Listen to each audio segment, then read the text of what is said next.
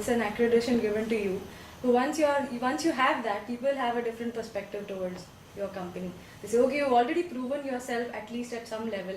So and I think Startup at Singapore is like a global competition, but in Singapore it's very, very famous, like kind of a national business plan competition or something like that. So as I had thought, it actually is helping me so much.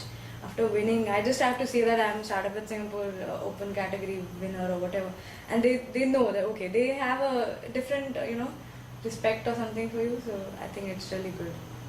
I mean, 40,000 was just momentary. It's just for that particular time we needed money. But what is going to stick with us is the name, the Startup at Singapore winner name. That the title that we've got now.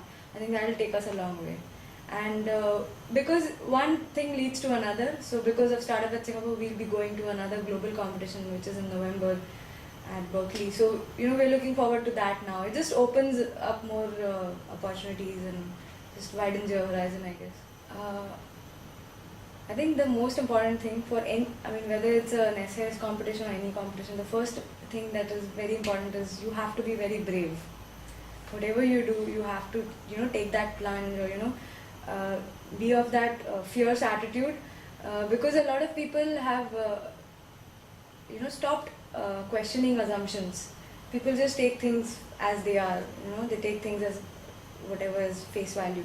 So I think the most important thing is by being brave, you can actually, think beyond. You can then start thinking out of the box because you're not scared of anything. So I think that's the most important tip I would like to give. The second is, again, whatever you're doing, since it's a competition, just do it full-heartedly. Just keep hoping and aiming, and I mean it works. Sometimes when I used to read the book Alchemist and things like that, I'm nowhere near what I have to achieve yet.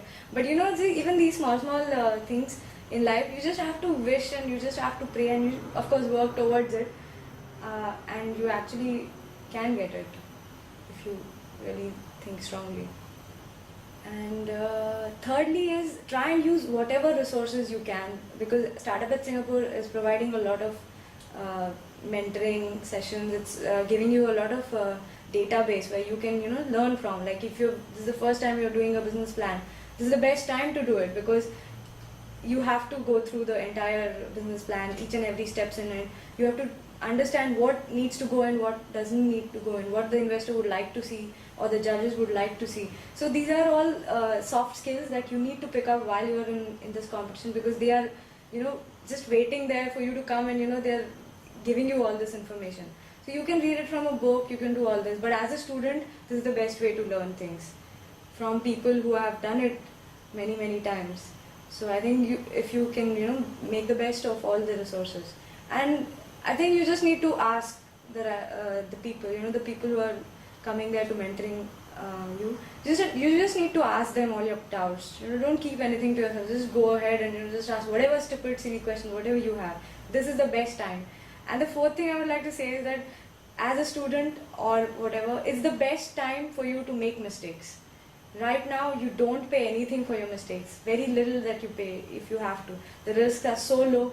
Whatever you can do it now as a student. How much your product is going to cost? I think before you do anything, it's a good idea to find out what's in the space already. So there's no point duplicating something that exists or doing something that is not going to make money. So if you're going to spend like $30,000-$40,000 to do something and then you might not be able to sell it, I don't think so. It's better to do some research first. Think about what exists and what doesn't. Maybe your whatever idea you have is already been done by somebody else.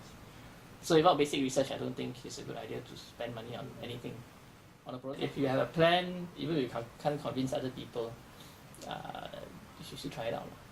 But doing one of those business plan competitions is also good to just consolidate your ideas and give you a timeline to follow. It's a balance between knowing that your idea is going to work, but you also have the same time. But if you're too confident, then it's like everybody's wrong and you're right kind of thing. Then you don't take in any new ideas, then you have a big problem. But if you are not confident enough, then you have another problem. So you have to be sort of confident, but still be open enough to understand people's criticisms, and you try to overcome them. You need to sit down and think whether these criticisms make sense. find a mentor who is sort of on your side, and then just sit down and think about what he's saying and what other people are saying and whether they make sense or not lah. And there's no dead end. It's just a matter of thinking through what the problem is and then looking for a way around it lah.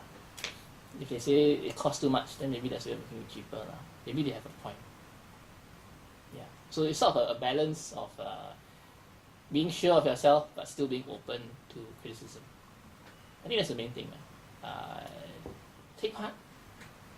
Go for the feedback sessions and all the classes. I think it would have helped.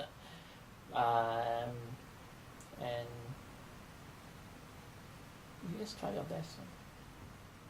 It's a good experience.